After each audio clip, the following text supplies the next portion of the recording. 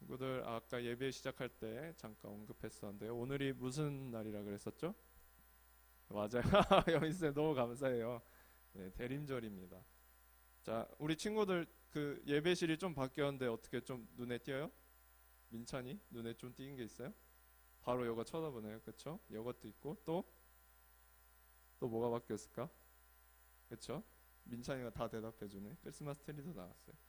자, 우리가 이렇게 예배실을 꾸민 이유는 우리가 이제 교회 절기에 따라서 우리가 가지는 마음가짐과 우리의 신앙의 주제를 이렇게 달리 하는데요. 이번 주일은 대림절이에요. 대림이라는 게 뭐냐? 이 단어부터 먼저 이해를 해야겠죠. 한자인데 기다리고 그 임하는 것을 기다린다. 그러니까 쉽게 말하면 오실 것을 기다린다라는 뜻이에요. 그러니까 대림절 하면은 누군가 오시는 것을 기다리는 시간이다라는 건데, 그럼 누구를 기다려? 예수 그리스도를 기다리는 시간이다. 그렇죠? 대림절 어떤 시간이라고요? 대림절 어떤 시간이에요? 예수 그리스도를 그 오심을 기다리는 시간이라고요. 우리 친구들 꼭 기억해요. 자, 그래서 우리가 왜 예수 그리스도를 왜 기다릴까? 뭘 하셨길래? 우리가 작년 이맘때쯤에 그거를 갖고 충분히 이야기했었죠. 그렇죠? 십자가를 놓고 우리가 그 죽음과 부활을 놓고 이야기를 했었잖아요. 우리가 매주 외우는 그 사도신경에 아주 잘 나와 있죠. 우리가 사도신경 방금 읽었는데 뭐라고 돼 있어요? 나는 전능하신 아버지 하나님 천지의 창조주를 믿습니다. 그리고 그 다음에 뭐예요? 나는 그의 유일하신 아들 우리 주 예수 그리스도를 믿습니다. 그는 성령으로 잉태되어 동정녀 마리아에게서 나시고 다음부터 본디오 빌라도에게 고난을 받아 십자가에 못 박히시고 장사된 지 사흘 만에 죽은 자 가운데서 다시 살아나셔서 하나님 우편에 올라가셔서 앉아 계시다가 거기로부터 산자와 죽은 자를 심판하러 오십니다. 그렇죠? 오십니다라고 우리가 하죠. 그 주님이 오셔서 우리를 위해 죽으시고 그리고 부활하신 일이 우리가 그것은 이미 일어난 일이죠. 과거에 2000년 전에. 그렇죠? 그것이 기뻐하는 게 성탄절이에요. 지훈이 반 거예요.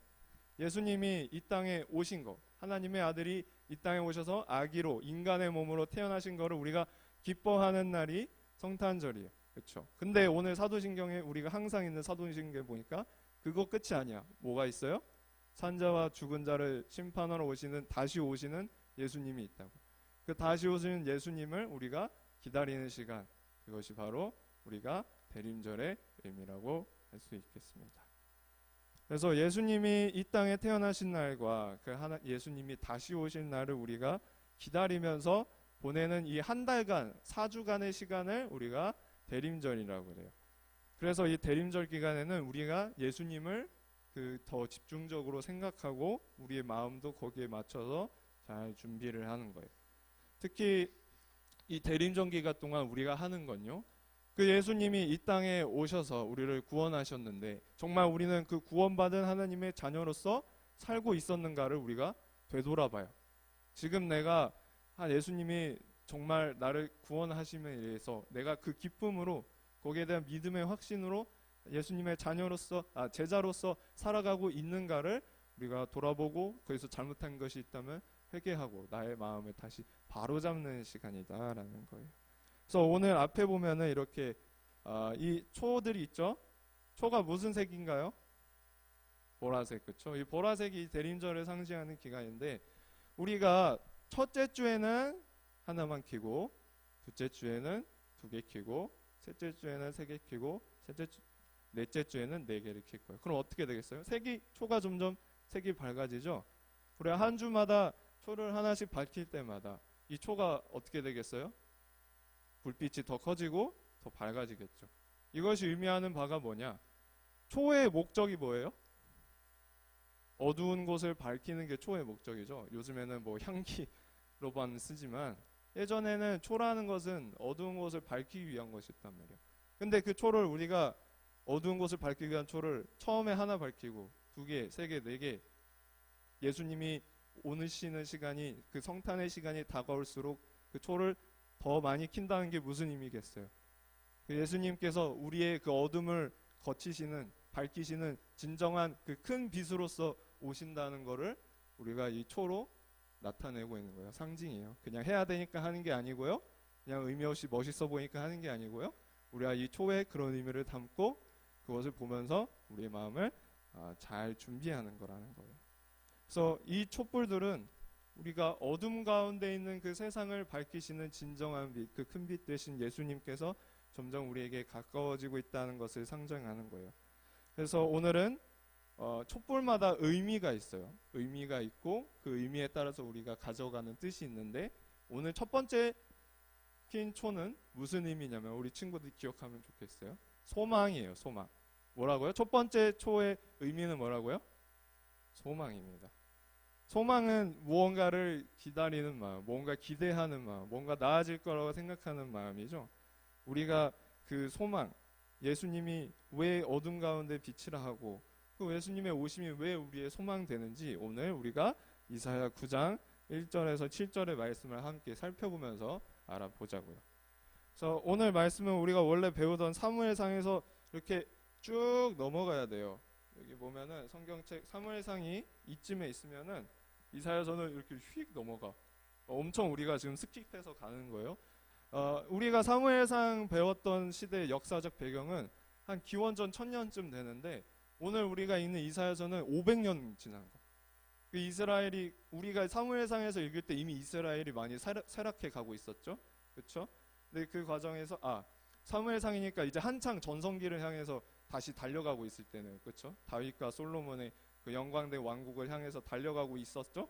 근데 그 영광된 시간이 지나고 500년의 시간이 지나면서 이스라엘이 그 하나님을 잊고 하나님으로부터 멀어지는 그 시간이 오게 되는데, 그때가 지금 바로 이 이사야서의 말씀의 순간이고, 이 이사야서는 뭐냐면 그런 이스라엘 백성을 향해서 하나님의 말씀을 전하고 말하는 예언자 이사야가 한 말을 기록한 책이 바로 이 이사야서라는 거예요. 그렇죠? 그래서 이 이사야서 오늘 우리가 1절부터 한번 보면, 이사야가 당시 이스라엘 백성이 이제 하나님을 떠났으니까 하나님께 돌아오십시오. 하나님, 당신들 지금 우상을 섬기고 하나님의 법 어기고 하나님의 뜻을 잃어버리고 살고 있는데 지금 하나님께 돌아오세요. 그렇지 않으면은 당신들의 죄 때문에 이스라엘이 멸망하고 바벨론의 포로로 잡혀갈 겁니다. 하나님께서 당신들, 그런 죄악에 빠져있는 당신들을 심판할 것입니다 라는 내용이 이사야서의 주된 내용이에요. 그러니까 좀 무서운 내용이죠.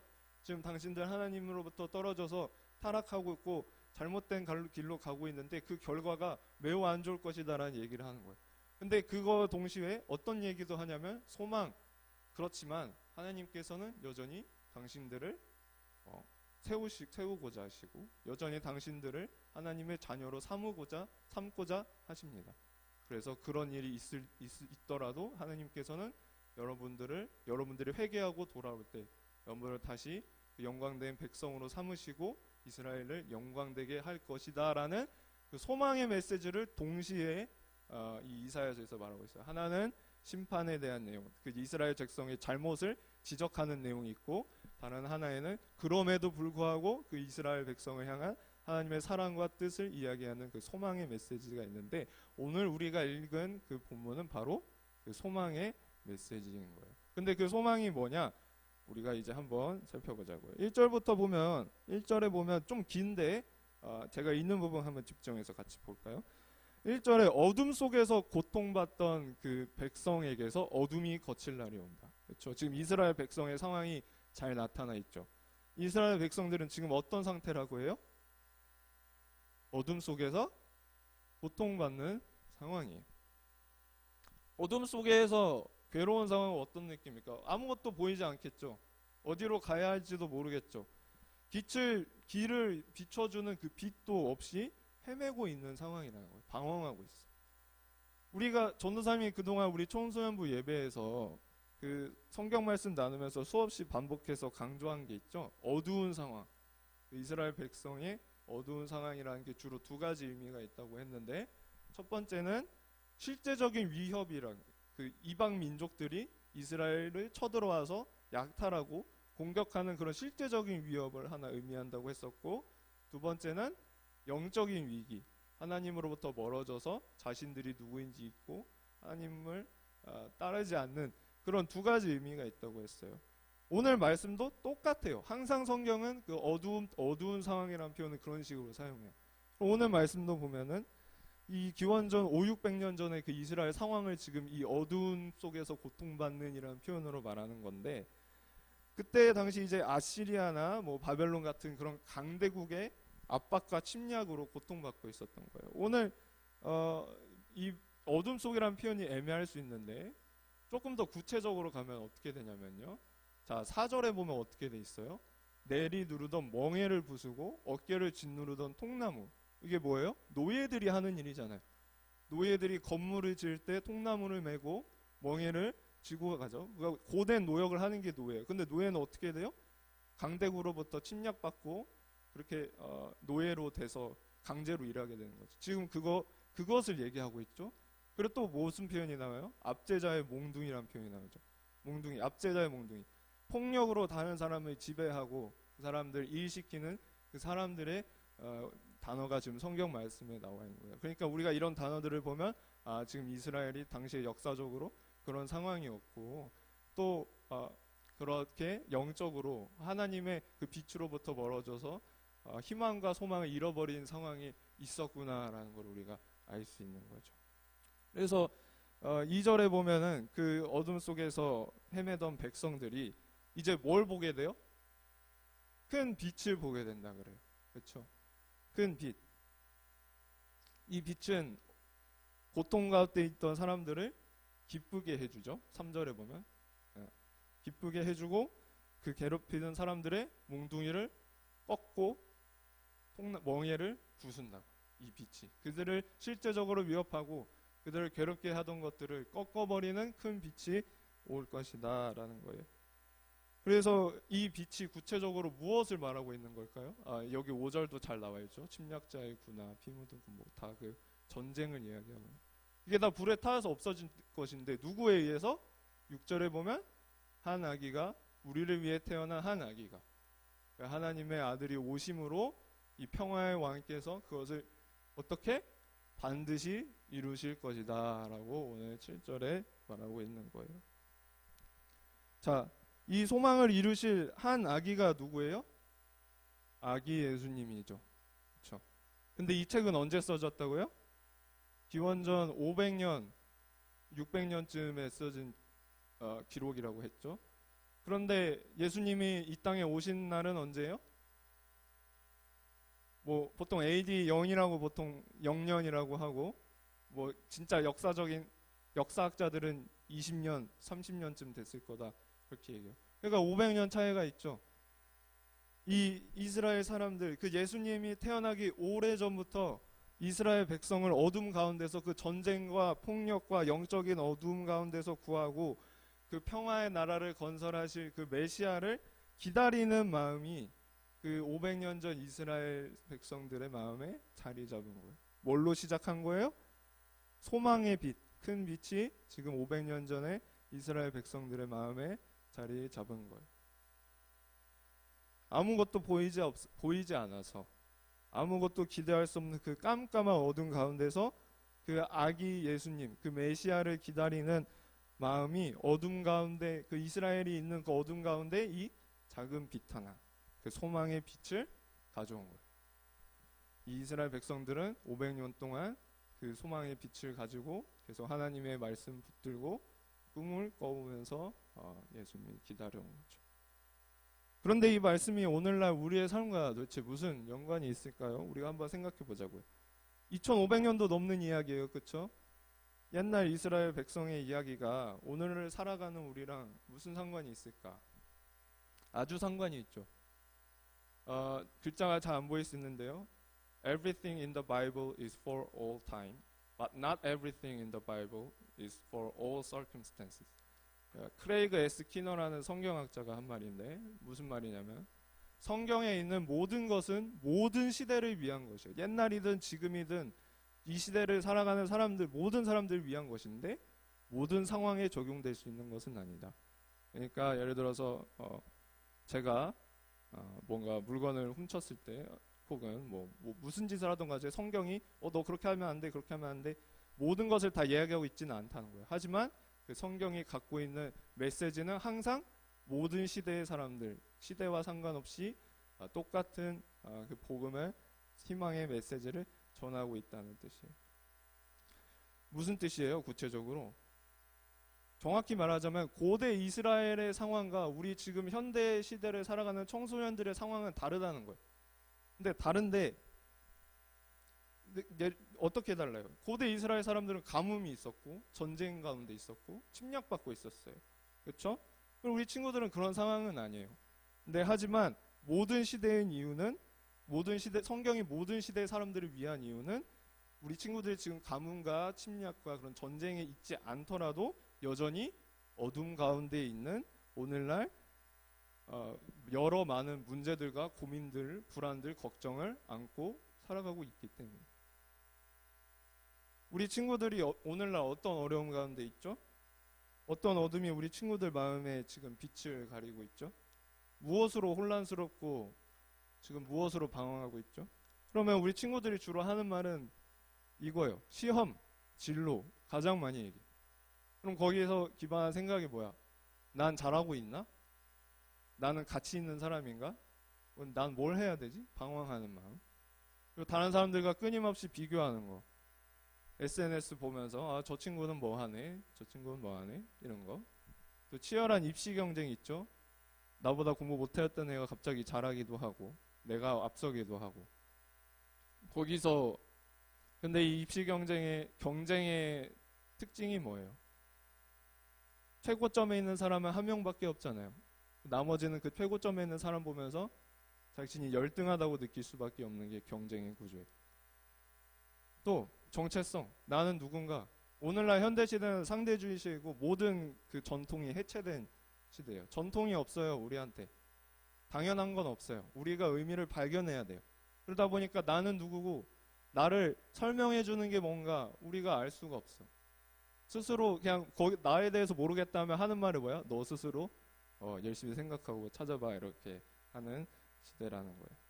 우리 친구들 마음에 있는 그 많은 고민들과 어려움, 이것도 마찬가지로 어두운 상황 가운데 있는 거예요. 우리가 지금 우리가 갈 길을 모르고 우리가 많은 불안과 걱정을 안고서 헤매고 있는 상황이라.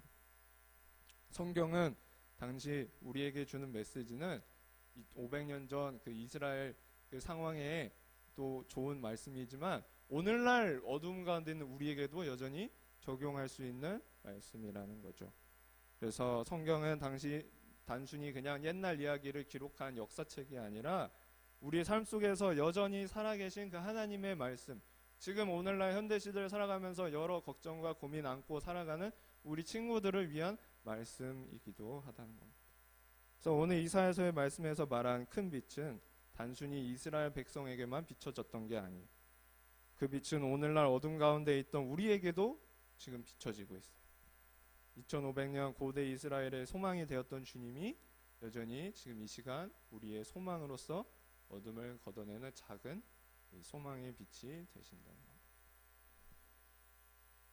겁니다. 우리가 사는 세상에는 이렇게 때로 어둠이 되게 가득 찬 것처럼 보일 때가 있어요. 우리가 하나님의 그 빛을 찾을 수 없을 만큼 압도적인 그 어둠을 만날 때가 있고, 또 세상이 너무 어렵고 복잡하게 느껴질 때도 있고, 내가 마주한 도전이 내가 할 수 있을까라는 그런 불안으로 가득 찰 때도 있어요. 근데 그때 우리가 이 촛불을 볼 때 우리는 중요한 거를 떠올릴 수 있어요. 그것은 뭐냐? 바로 우리의 소망 되시는 그 예수님의 오심, 우리의 진정한 구원이 되시는 그 하나님의 약속이 지켜질 것이다, 이루어질 것이다 라는 거예요. 오늘 7절의 말씀입니다. 우리가 이 소망을 가질 수 있는 이유는 이미 2000년 전에 예수님이 우리를 위해 오셨고 여전히 그 우리를 위해서 다시 오실 것이라는, 여전히 우리를 끝까지 사랑하신다는 이유 때문이에요. 그래서 우리가 이 대림절 기간 동안 해야 할 일은 예수님을 더 깊이 생각하고 하나님의 약속과 소망에 대해서 우리 마음에 작은 빛 하나 비추는 것이, 작은 촛불 하나 두는 것이 필요할 겁니다. 이 촛불은 지금은 되게 작아 보여요. 소망이라는 게 그렇죠.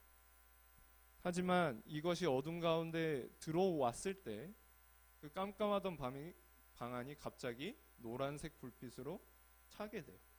마찬가지로 우리가 예수님 안에서 갖는 소망도 우리가 정말 답답하고 염려되는 마음 가운데 그 작은 빛 하나, 그 예수님에 대한 작은 마음 하나 들어왔을 때 우리의 마음에 정말 의지할 수 있는 그 희망이 생기게 될 거예요. 그래서 우리가 한 주 동안 그 하나님께서 우리에게 주신 소망을 생각하면서 감사함과 나를 돌아보는 시간으로 하루하루를 살아보기를 바라요. 그래서 이제는 우리가 이 초를 바라보고 또 눈 감고 생각하면서 잠시 기도할게요. 이 시간을 통해 하나님께서 우리에게 주신 소망을 우리가 감사하고 대림절 예수님의 다시 오심 기다리고 아기 예수님의 오셨음을 축하하고 기뻐하는 그 시간을 우리의 마음 그 기간에 맞게 더 잘 준비할 수 있도록 기도하겠습니다.